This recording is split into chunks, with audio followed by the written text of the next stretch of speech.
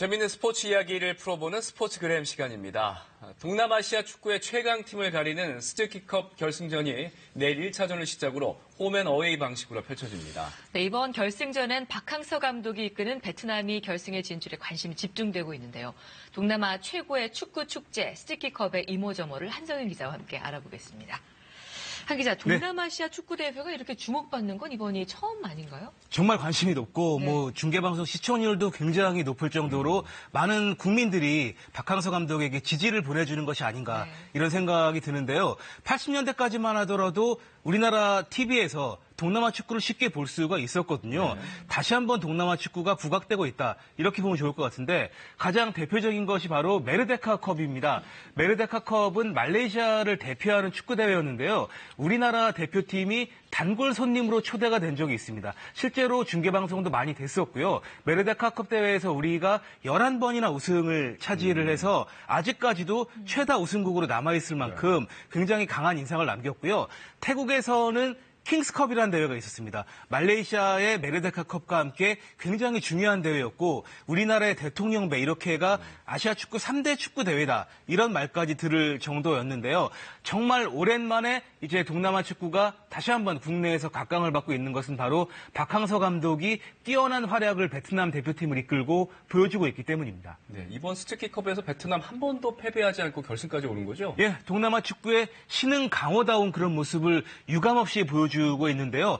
가장 강력한 우승 후보라는 평가에 걸맞게 압도적인 모습을 보여주고 있습니다. 특히 조별리그에서는 3승 1무로 조 1위를 기록했는데요. 한 골도 내주지 않았다는 것이 더 대단합니다.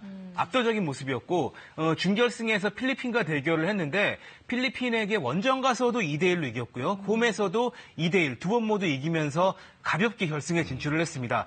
필리핀 같은 경우는 에릭송 감독, 그러니까 예전에 잉글랜드 축구 대표팀 감독을 역임했던 에릭송 감독이 이끄는 팀이고 에릭son 감독의 연봉이 73억 원이에요. 네. 박항서 감독보다 20배 이상 높은데 전술 대결에서도 완승을 거뒀을 정도로 박항서 감독이 뛰어난 지도력을 보여주고 있습니다. 네, 그럼 박항서 감독이 부임한 이후에 그렇게 실력이 몰라보게 달라지는 건가요? 네, 바로 감독 한 명 바뀌었을 뿐인데 축구판 전체가 바뀌었습니다. 베트남은 이제 그 누구도 무시할 수 없는 팀이 됐는데요. 2018년은 베트남 축구 역사에서 가장 중요한 한 해가 되지 않을까. 우리에게 2002년이 있듯이 베트남에겐 2018년이 있습니다. 먼저 올해 1월 달에 열렸던 23세 이하 대회에서 베트남이 준우승을 차지를 했거든요. 우리나라도 중간에 떨어졌던 대회입니다. 그런데 베트남은 정말 좋은 모습을 보였고요.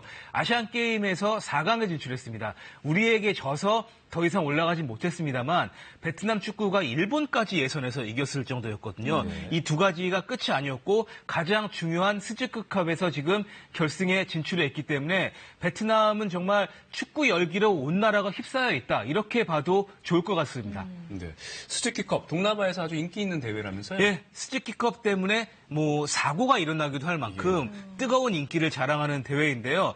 동남아 축구연맹, 아세안 축구연맹을 AFF라고 이야기를 하는데 이 소속팀들 중에 호주를 제외한 다른 팀들이 오직 이 대회만을 위해서 축구를 한다는 이야기가 있을 정도인데요.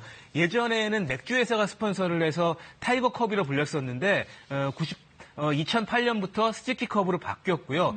지난 대회까지는 두 나라 공동 개최를 하다가 올해부터는 조별리그를 홈앤어웨이 방식으로 치르면서 새롭게 출발한 대회였고 이 대회에서 베트남이 지금 결승까지 올라 있습니다. 네, 그러면 베트남과 말레이시아 어떤가요? 베트남이 좀 더 우승 가능성이 있다고 보십니까? 굳이 승패를 예측하려면 베트남에게 거는 쪽이 좀 더 안전하지 않나. 왜냐하면 예선전에서 2대0으로 이긴 적이 있습니다. 그리고 피파 랭킹이나 여러 가지 면에 있어서 분명히 베트남이 조금 앞서 있는 것이 사실입니다. 베트남은 피파 랭킹이 지금 100위에 올라 있는 상황이고요.